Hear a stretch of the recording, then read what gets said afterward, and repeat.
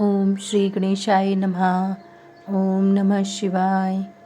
घुष्मा की शिव भक्ति से उसके मरे हुए पुत्र का जीवित होना। घुष्मेश्वर शिव का प्रादुर्भाव तथा उनकी महिमा का वर्णन। सूची कहते हैं, अब मैं घुष्मेश नामक ज्योतिर्लिंग के प्रादुर्भाव का और उसके महात्म्य का वर्णन करूँगा। मुनिवरों, ध्यान देकर सुनो। दक्षिण दिशा में एक श्रेष्ठ पर्वत है जिसका नाम देवगिरी है।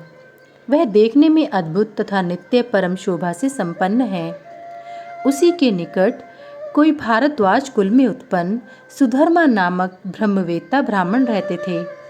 उनकी प्रिय पत्नी का नाम सुदेहा था। वह सदा शिव धर्म के पालन में तत्पर रहती थी। घर के कामकाज में कुशल थी और सदा पति की सेवा में लगी रहती थी। द्विज श्रेष्ठ सुधर्मा भी देवताओं और अतिथियों के पूजक थे। वे वेद वर्णित मार्ग पर चलते और नित्य अग्निहोत्र किया करते थे। तीनों काल की संध्या करने से उनकी कांति सूर्य के समान उदीप्त थी। वे वेद शास्त्र के मर्मज्ञ थे और शिष्यों को पढ़ाया करते थे। धनवान होने के साथ ही बड़े दाता थे। सौजन्य आदि सद्गुणों के भाजन थे। शिव संबंधी पूजन आदि कार्य में ही सदा लगे रहते थे। वे स्वयं तो शिव भक्त थे ही, शिव भक्तों से बड़ा प्रेम रखते थे। शिव भक्तों को भी वे बहुत प्रिय थे। यह सब कुछ होने पर भी उनके पुत्र नहीं था। इससे ब्राह्मण को तो दुख नहीं होता था, परंतु उनकी पत्नी बहुत दुखी रहती थी। पड़ोसी और दूसरे लोग भी उसे ताना मारा करते थे। वह पति से बार बार पुत्र के लिए प्रार्थना करती थी। पति उसको ज्ञानोपदेश देकर समझाते थे, परंतु उसका मन नहीं मानता था। अंततोगत्वा ब्राह्मण ने कुछ उपाय भी किया, परंतु वह सफल नहीं हुआ। तब ब्राह्मणी ने अत्यंत दुखी हो बहुत हठ करके अपनी बहन घुष्मा से पति का दूसरा विवाह करा दिया। विवाह से पहले सुधर्मा ने उसको समझाया कि इस समय तो तुम बहन से प्यार कर रही हो, परंतु जब इसके पुत्र हो जाएगा तब इससे स्पर्धा करने लगोगी। उसने वचन दिया कि मैं बहन से कभी डाह नहीं करूंगी। विवाह हो जाने पर घुष्मा दासी की भांति बड़ी बहन की सेवा करने लगी। सुदेहा भी उसे बहुत प्यार करती थी। घुष्मा अपनी शिवभक्त बहन की आज्ञा से 101 पार्थिव शिवलिंग बनाकर विधिपूर्वक पूजन करने लगी। पूजा करके वह निकटवर्ती तालाब में उनका विसर्जन कर देती थी। शंकर जी की कृपा से उसके एक सुंदर सौभाग्यवान और सद्गुण संपन्न पुत्र हुआ। घुष्मा का कुछ मान बढ़ा। इससे सुदेहा के मन में ढाह पैदा हो गई। समय पर उस पुत्र का विवाह हुआ। पुत्रवधू घर में आ गई। अब तो वह और भी जलने लगी। उसकी बुद्धि भ्रष्ट हो गई और एक दिन उसने रात में सोते हुए पुत्र को छुरे से उसके शरीर के टुकड़े टुकड़े करके मार डाला और कटे हुए अंगों को उसी तालाब में ले जाकर डाल दिया जहाँ घुष्मा प्रतिदिन पार्थिव लिंगों का विसर्जन करती थी। पुत्र के अंगों को उस तालाब में फेंककर वह लौट आई और घर में सुखपूर्वक सो गई। घुष्मा सवेरे उठकर प्रतिदिन का पूजन आदि कर्म करने लगी। श्रेष्ठ ब्राह्मण सुधर्मा स्वयं भी नित्य कर्म में लग गए। इसी समय उनकी ज्येष्ठ पत्नी सुदेहा भी उठी और बड़े आनंद से घर के कामकाज करने लगी, क्योंकि उसके हृदय में पहले जो ईर्ष्या की आग जलती थी वह अब बुझ गई थी। प्रातःकाल जब बहू ने उठकर पति की शैया को देखा तो वह खून से भीगी दिखाई दी और उस पर शरीर के कुछ टुकड़े दृष्टिगोचर हुए। इससे उसको बड़ा दुख हुआ।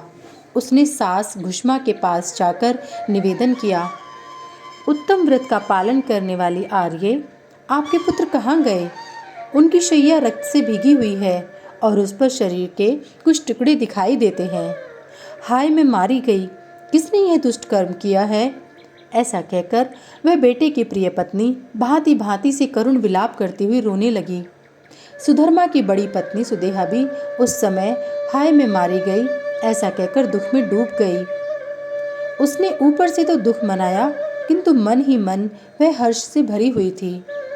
घुष्मा भी उस समय उस वधू के दुख को सुनकर अपने नित्य पार्थिव पूजन के व्रत से विचलित नहीं हुई। उसका मन बेटे को देखने के लिए तनिक भी उत्सुक नहीं हुआ। उसके पति की भी ऐसी ही अवस्था थी।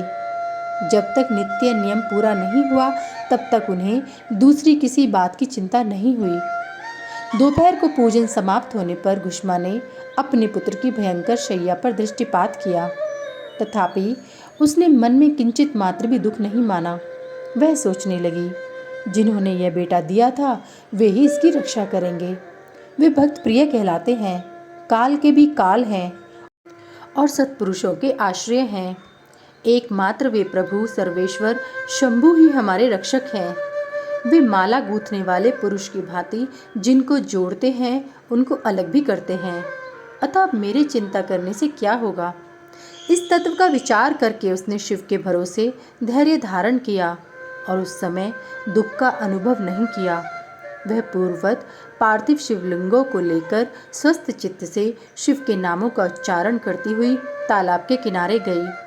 उन पार्थिव लिंगों को तालाब में डालकर जब वह लौटने लगी तो उसे अपना पुत्र उसी तालाब के किनारे खड़ा दिखाई दिया।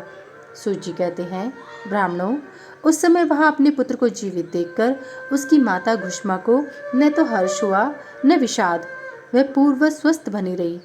इसी समय उस पर संतुष्ट हुए ज्योति स्वरूप महेश्वर शिव शीघ्र उसके सामने प्रकट हो गए। शिव बोले, सुमुखी, मैं तुम पर प्रसन्न हूँ, वर मांगो। तेरी दुष्टा सौत ने इस बच्चे को मार डाला था, अतः मैं उसे त्रिशूल से मारूंगा। सूची कहते हैं, तब घुष्मा ने शिव को प्रणाम करके उस समय यह वर मांगा, नाथ, ये सुदेहा मेरी बड़ी बहन है, अतः आपको इसकी रक्षा करनी चाहिए। शिव बोले, उसने तो बड़ा भारी अपकार किया है, तुम उस पर उपकार क्यों करती हो।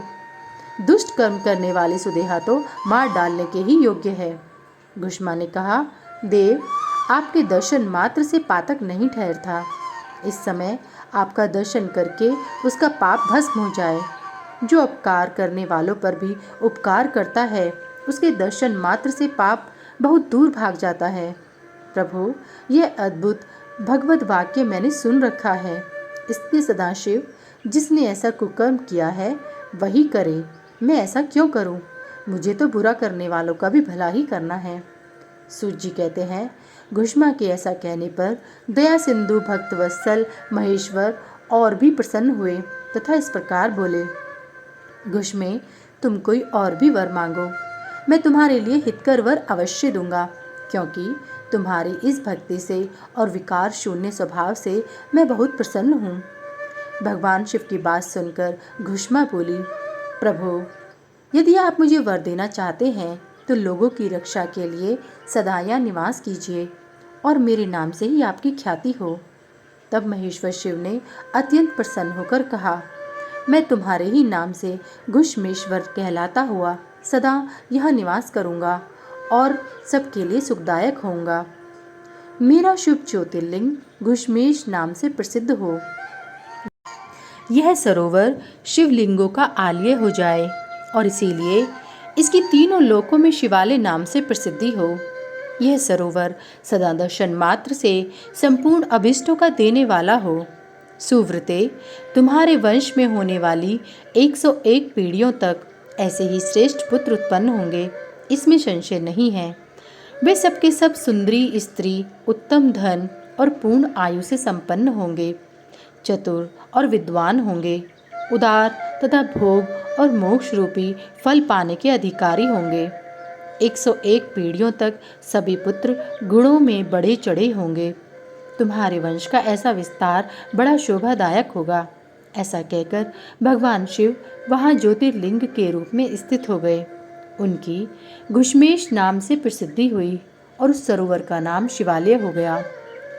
सुधर्मा, घुष्मा और सुदेहा तीनों ने आकर तत्काल ही उस शिवलिंग की 101 दक्षिणावर्त परिक्रमा की।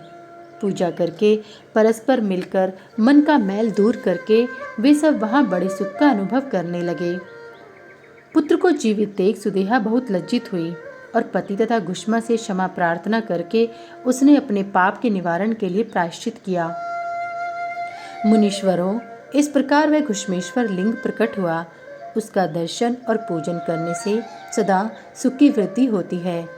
ब्राह्मणों, इस तरह मैंने तुमसे 12 ज्योतिर्लिंगों की महिमा बताई। ये सभी लिंग संपूर्ण कामनाओं के पूरक तथा भोग और मोक्ष देने वाले हैं। जो इन ज्योतिर्लिंगों की कथा को पढ़ता और सुनता है वह सब पापों से मुक्त हो जाता है तथा भोग और मोक्ष पाता है। अध्याय 32-33 समाप्त। द्वादश ज्योतिर्लिंगों के महात्म्य की समाप्ति। सभी वेद और पुराण सुनने के लिए हमारे इस चैनल को सब्सक्राइब करें और सभी वीडियो को लाइक करें। अगर मुझसे पढ़ने में कोई त्रुटि हो गई हो तो कृपया मुझे क्षमा करें और कमेंट में हर हर महादेव लिखना ना भूलें। भगवान भोलेनाथ की कृपा आप सब पर सदैव बनी रहे। हर हर महादेव। जय भोलेनाथ।